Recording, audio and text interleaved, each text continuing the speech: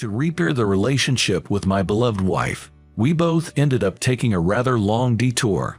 But we won't be separating anymore. This time, I want you to listen to my roundabout love story. I'm Bob Conley. At the age of 26, I met Lisa Yoder at my co-worker's wedding. Lisa was the same age as me, attending the wedding as a friend of the bride. When I saw her from the groomsmen's seats giving a toast on behalf of the bride's friends, I was, to say the least, completely smitten. Her navy dress and stylish updo were just too beautiful.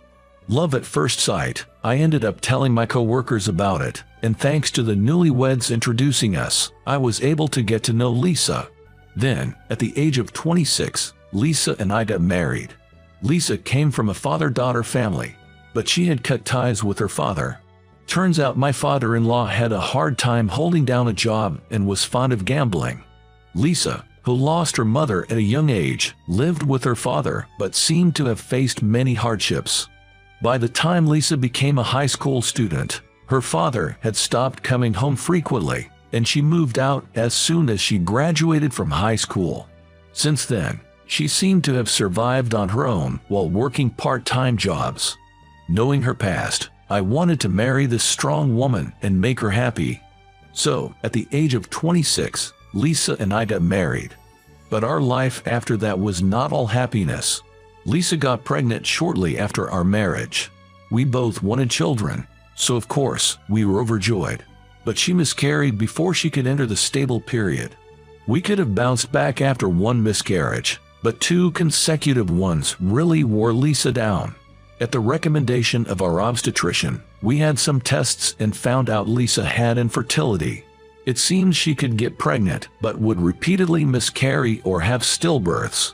The cause was unknown. I'm sorry. The baby keeps coming to us but I can't seem to nurture it. Lisa sank into sadness and started having more and more depressed days.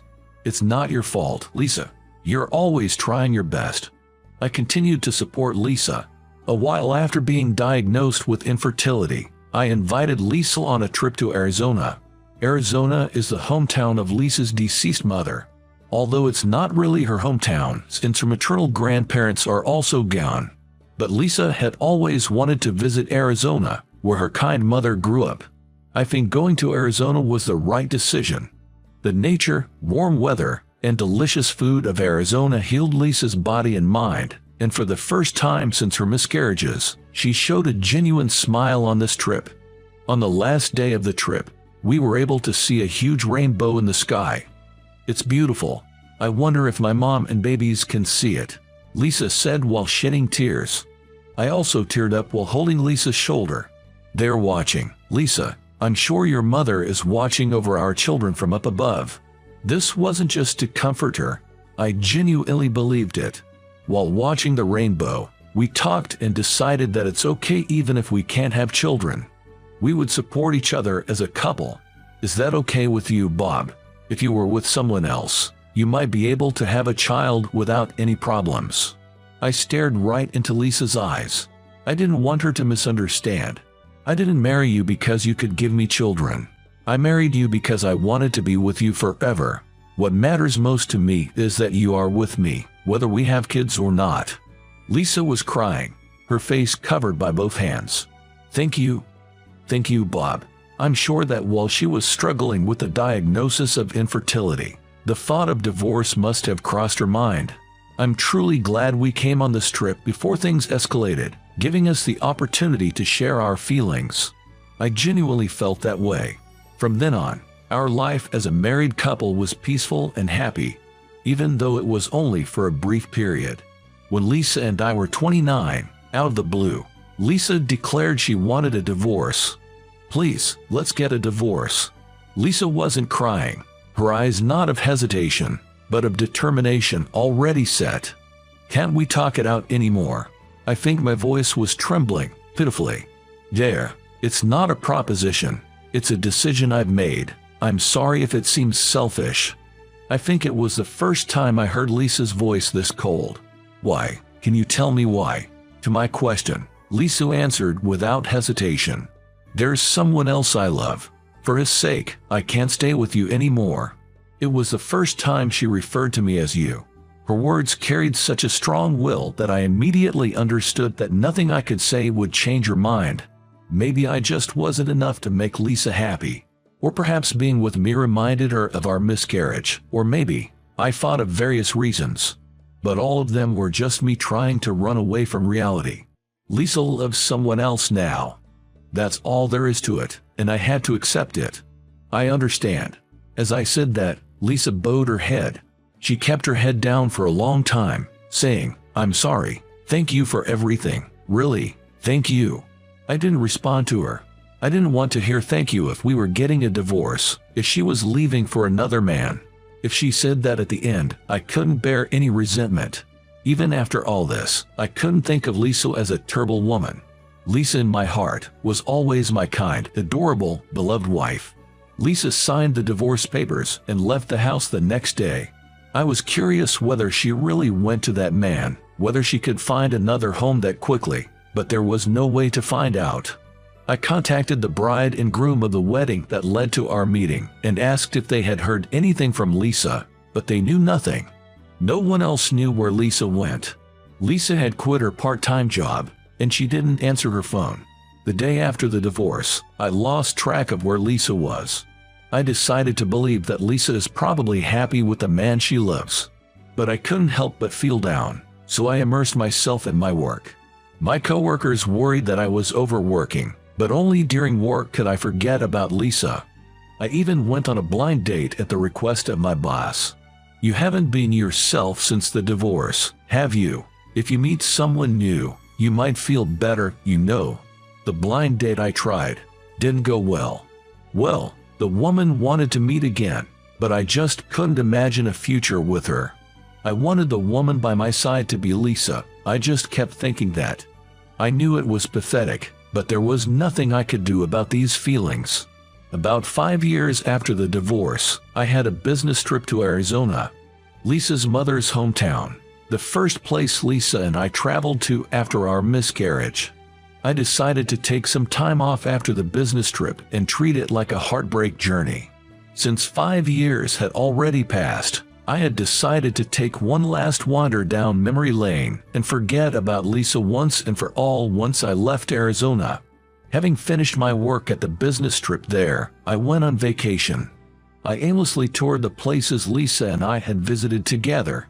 I remember having a great time when we came as a couple, but being alone made everything seem tasteless and boring. And so, I ended up at a small local diner we visited. Wondering what we ate here, I entered the diner and heard a bright welcome. I recognized the voice all too well and found myself staring at the waitress. Lisa. Yes, the waitress was Lisa. Her hair had grown out, she had lost some weight, but it was undeniably Lisa. Lisa also seemed to recognize me, looking dumbfounded in surprise. Bob. Seeing our reactions, the restaurant owner asked if we knew each other. When I explained that I was Lisa's ex-husband, the owner was very considerate and let Lisa out for a break. But it was a real coincidence to see Lisa, and I was worried that Lisa might find it troublesome, so I looked at her cautiously. Lisa also seemed puzzled, but I thought this accidental reunion might be some sort of fate, so I called out to her. "Do you want to talk outside a bit?" I was prepared to be turned down, but Lisa agreed to join me. We walked silently for a while, but then it suddenly started raining, so we rushed into a pavilion in the park. That's when I saw it as Lisa wiped her rain-soaked neck with a handkerchief. It was our wedding ring, dangling from the necklace Lisa was wearing. I pointed at Lisa's necklace. That's our wedding ring, the one we chose together. You said you'd met someone else, so why are you wearing it as a necklace? Caught off guard, Lisa quickly covered her necklace with her hand, but it was too late. And Lisa wasn't wearing any ring on her left hand. Perhaps she hadn't remarried. And why was she still in Arizona? Maybe there was a reason for our divorce that I didn't know about. That's what I was thinking. After all, would she lose so much weight if she was happy with someone else after leaving me? Lisa didn't seem happy at all. Even though I accepted the divorce because I wanted Lisa to be happy. Lisa, isn't there something you haven't told me? I couldn't forget about you these past 5 years. But I want to forget about you. That's why I'm touring Arizona again. But I can't go back to New York like this. Why are you still cherishing the ring? Was the real reason for our divorce because you found someone else? Please, I want to know. I'm begging you." When I bowed my head, Lisa said nothing for a while. But perhaps understanding that I wasn't going to back down, she finally began to talk. "The truth is, I got a call from my father. She hadn't told her estranged father where she was living after we got married. But my father-in-law had managed to track down Lisa's location and had apparently called her. He had lost a lot of money gambling and had racked up debts, so he asked Lisa to lend him some money. Of course, Lisa turned him down. But gradually, the frequency of contact increased, and it seemed that calls started coming into her workplace. Furthermore, these calls weren't just from her father, but also from unknown men claiming they had lent him money. It appears her father even threatened Lisa. If she continued refusing, he'd take it up with her husband. I was in the dark. "Why didn't you come to me? Nothing happened. You must have been scared. I've probably already caused enough trouble for you, Bob, by not being able to have kids, haven't I? On top of that, I didn't want to worry you about money because of the debt. I didn't know if this was going to be a one-time thing with my dad asking for a loan. If there's a chance that this could go on indefinitely, I thought it would be better to separate from you, Bob." After 5 years, when I learned of Lisa's feelings, I felt utterly helpless. Lisa must have been heartbroken at the persistent contact from her father. At the time, I was living day to day without even realizing it. Lisa made the decision to divorce, thinking of me. Feeling like I've only ever scared and troubled you, Lisa. It makes me hate myself. Are things still the same? Are you still getting calls from your father? Lisa sadly shook her head in response. It seems her father had passed away a year after our divorce. He'd always been a heavy drinker, apparently, and he'd fallen down the stairs of a bar while drunk, which was the cause of his death. At the same time, his debts disappeared, and the calls demanding money stopped. I felt a little relieved when the debt was gone, but still, when even such a terrible parent died, I felt a little down. It's strange, the ties of blood. But I thought, that's just Lisa's kindness. Usually people would not be sad to see their debt-ridden, neglectful parents go. Lisa, even after our divorce, remained as kind as ever, I realized. But if her father had passed away, all of our problems should have disappeared. If only she had contacted me then. As if reading my thought, Lisa said, "Actually, I asked a friend to check on you, Bob. When I did, I heard from her that you were having a matchmaking meeting with your boss's daughter. I thought I shouldn't get in your way anymore and I couldn't contact you. I asked that friend to keep my situation a secret and didn't tell her where I was living." "No, you've got it wrong. That was just a favor for my boss. I went because I had to. Of course I turned it down. There was no need for me to panic since I had a matchmaking meeting during the time we were divorced. But I rushed to make excuses. I didn't want to be misunderstood as having a successful relationship with the person I met. Apparently, my feelings for Lisa haven't changed. And I had a feeling that was hard to describe when I found out Lisa didn't divorce me because she hated me. Lisa, I still love you. I always will. I want you to be with me again." Lisa shook her head while trembling. "The debt issue has been resolved, but my infertility hasn't healed. I didn't want to cause you financial trouble, but more than that, I wanted you to be a dad. You're good with kids and you're kind. But if you're going to be a dad, it can't be with me by your side." I gently put my hand on Lisa's trembling shoulder as she cried. "You know, if I could, I wanted to be the father of our child. But that was just, it would be nice if I could kind of thought. Didn't I tell you before? What's most important is that I want you by my side, now and always. Being a couple with you is what matters most." Just then, the rain stopped and a huge rainbow appeared in the sky. It was like the rainbow we saw together when we went on a trip to Arizona after Lisa's miscarriage. Lisa seemed to remember that too. "That time as well, when you took me on a trip, we saw a rainbow just like this one," I said without taking my eyes off the rainbow. "Yay, that's right. We decided then and there, watching that rainbow, that we'd support each other. I wonder if this is a coincidence. Huh, what do you mean? Lisa, wiping her tears, looked puzzled at my words. I made eye contact with Lisa and told her my thoughts. Don't you feel like this rainbow is cheering us on, like it's from Lisa's mom and our children who passed away? I think we've never been alone. I believe Lisa's mom and our children have been watching over us all this time. Let's stay together. I'm sure it'll be okay, because they are all with us.